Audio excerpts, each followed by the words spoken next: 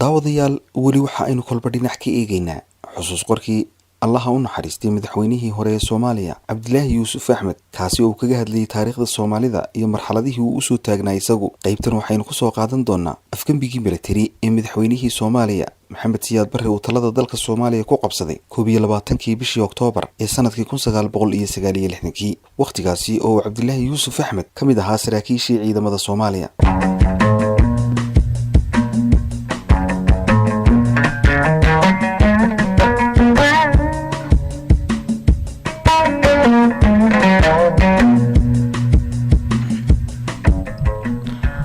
Yuusuf Axmed oo arrintaasi inooga warramaya waxa uu xusuus qorkiisa ku bilaabay sida tan. sanadahaasi waxaa dalal badan oo Afrika ka mid ahaa kiciyay saraakiil xukunka u ooman intii u dhaxaysay 1963 ilaa 1969 ciidamada qalabka sida ayaa afgambiyo iyo xukun maroorsi kaleba kula wareegay talada dalal badan oo qaaradda Afrika ku yaala oo tiradoodu gaadhayso 20 wadan. tusaalaha ugu dhow waa afgambiyadii ka dhacay dalalka Liibiya iyo Suudaan oo ay muddo gaaban u dhaxaysay afgambigii Oktoobar 1969. Soomaali badan oo ama aan xogogaal oo ahayn wixii Afrika ka dhacay ama aaminsanaa in habdhismeedka bulshada Soomaalidu aanu kolna suurta gelinayn afgambi dalka ka dhaca waxay qabeen aragtidan. deegaan ahaan Soomaalidu waxay u badan tahay reer miyi, dhaqan ahaanna waa dad xor ah oo ku barbaaray dhaqan sugaya xuquuqda qofka, tan beesha iyo xiriirka beelaha kale ka dhaxeeya. xeer dhaqameedku wuxuu u ahaa hab dhammaystiran oo aasaas u ah waxa qoraaga Ingiriiska ee I.M. Lewis ku tilmaamay dimuqraadiyadda reer miyiga. xilligii kala guurka ee gumaysiga laga xoroobay dalalka reer galbeedku waxa ay bilaabeen in ay dalalka ay gumaysan jireen u dejiyaan hab dimuqraadi ah oo casri ah. labadaas hab oo markii hore u muuqda kuwa iska soo horjeeda si fiican bay isugu milmeen isuna buuxiyaan. dalka waxaa ka dhici jiray doorashooyin, inkasta oo aanay wax isdhaafini ka maqnayn haddana way dhaameen doorashooyinka Afrika ka dhici jiray kuwooda ugu badan. dowladuhuna si caadi ah bay isu bedeli jireen. sidaas awgeed Soomaaliya waxay adduunka ugu muuqatay dal ay dhab ahaan dimuqraadiyaddu ka hirgashay. arrinta kale oo meesha ka saaraysay in dalka uu afgambi ka dhaca waa geedi socodka loogu jiray Soomaali weyn, taas oo mudnaanta koobaad kaga jirtay barnaamijka siyaasadeed ee ururkii SYL. himiladaasi waxay meesha ka saaraysay xukun la kala boobo. qadiyadda Soomaaliyeed waxay dhinaca shacbiga ka ahayd arrin muqadas ah. run ahaana waxay aaminsanaayeen in dowladda dalka ka jirtay ahayd mid dhiman, sidaasna ahaanayso ilaa ay soo xirigeliso dalalka maqan.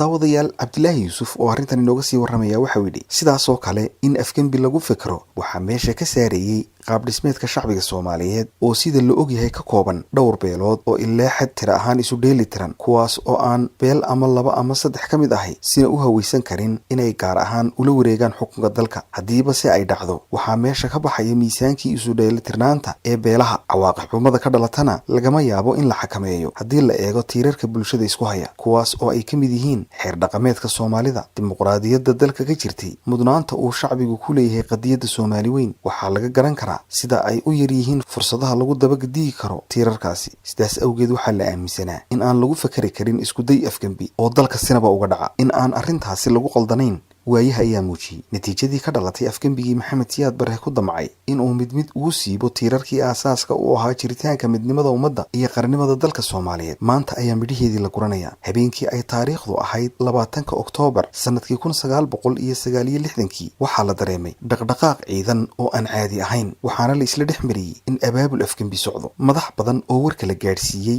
ayaa la xidhiidhay wasiirkii arrimaha gudaha ee Soomaaliya ee waqtigaasi Mudane Yaasiin. wasiirka waxaa loo sheegay in Maxamed Siyaad Barre afgambi wado. dadkii la soo hadlayse Mudane Yaasiin wuu qaboojiyey, wuxuuna u xaqiijiyey in aan warkaas waxba ka jirin oo isla saacadaas Generaal Maxamed Siyaad Barre uu la fadhiyo oo uu shaah la cabeeyo. nin waliba afkiisa ayuu xidhay oo iska seexday. inkasta oo Maxamed Siyaad Barre uu riwaayad qurux badan madaxda u dhigayay, haddana si habsami leh ayuu qorshihiisa u watay. sidii uu u qorsheeyey ayayna arrimihiisii isugu dubadhaceen. sidaasna waxaa ku rumoobay afgambigii hadalhayntiisa la isla dhex mariyey, kaas oo soo banbaxay waa berigii hore ee 21 Oktoobar 1969. subaxdii waxaa lagu waabariistay Maxamed Siyaad Barre oo dalka ka talinaya. markii aan raadiyaha ka dhageystay in dalka uu afgambi ka dhacay waxaan ka fikiray halista Soomaali ku soo fool leh. waqtigaas anigu waxaan ku sugnaa magaalada Hargeysa. Maxamed Siyaad Barre waxa uu la soo hadlay taliyaha qaybta 26aad ee ciidanka xoogga dalka Soomaaliyeed General Maxamed Cali Mire oo ay aad isugu dhawaayeen kana soo wada jeedeen kooxda ay saraakiisha jiilka cusub ee xoogga dalka Soomaaliyeed ku magacaabeen garabsaar dab eri lagu dhaliilayay aqoontooda ayuu ahaa kaasi. Maxamed Siyaad Barre wuxuu saaxiibkii amar ku siiyay in uu magaalada qabto kaas oo fuliyay amarkii la sugayay. Isla habeenkaas waa beriga ka hor Maxamed Siyaad Barre wuxuu baabuur ku ritay taliyihii booliska General Qorsheel kaas oo uu sheegay in ciidanka xoogga dalka Soomaaliyeed uu dalka qabsaday in uu doonayo in ciidanka boolisku kala qayb qaato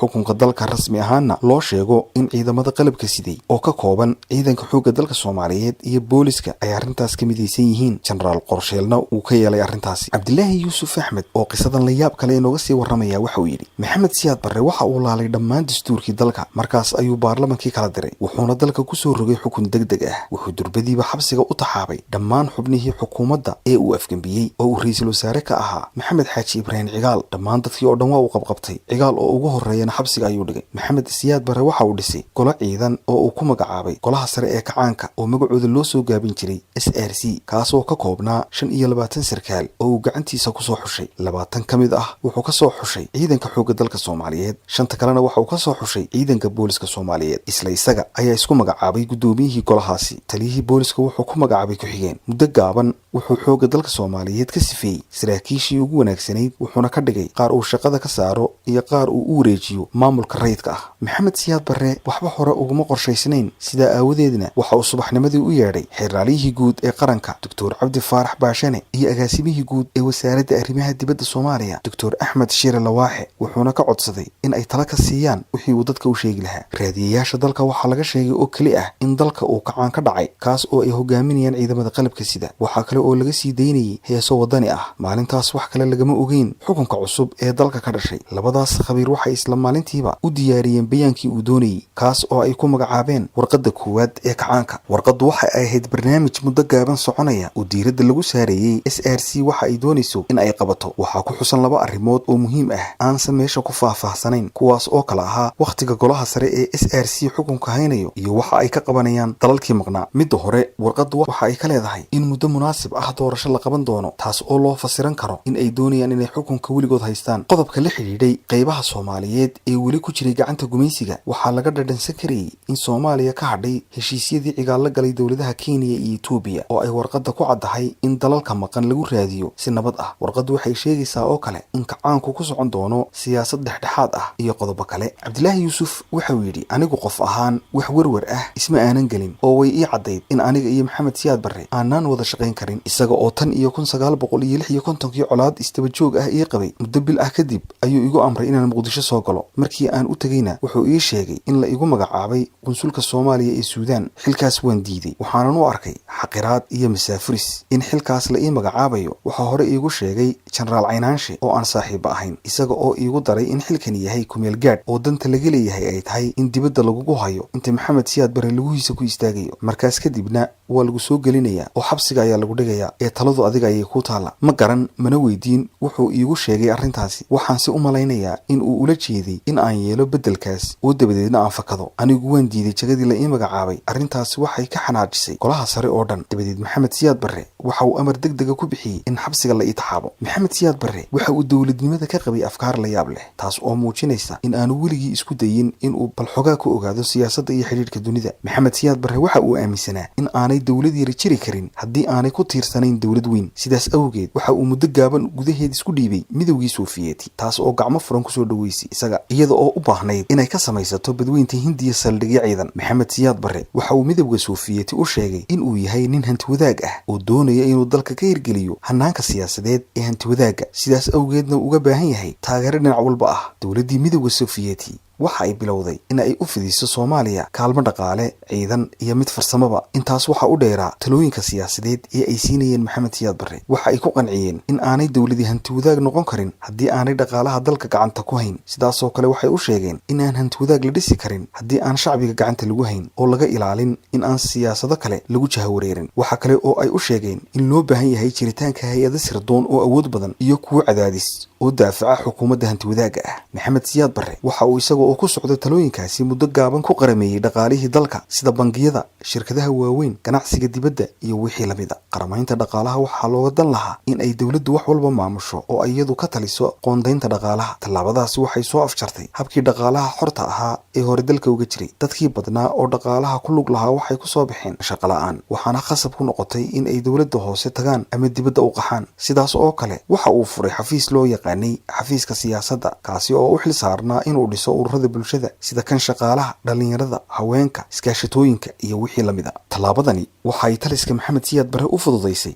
inay dareenka bulshada si weyn ula socdaan kana sifeeyaan waxa ay ku tilmaameen canaasiirta kacaandiidka ah. ururadaas waxaa ka farcamay urur hoosaadyo kale oo sii xakameynayay xorriyadda shacbiga, isla markaas ku abaabulayay dacaayadaha kacaanka sida dhismaha bulsho hanti wadaag ah. isla muddadaas waxay abuureen hay-adihii cadaadiska oo ay ugu horreysay hay-addii nabad sugidda Soomaaliyeed ee loo yaqaanay NSS, dhismaheedana lagaga dayday hay-addii sirdoonka ee midowga Sofiyeeti ee loo yaqaanay KGB.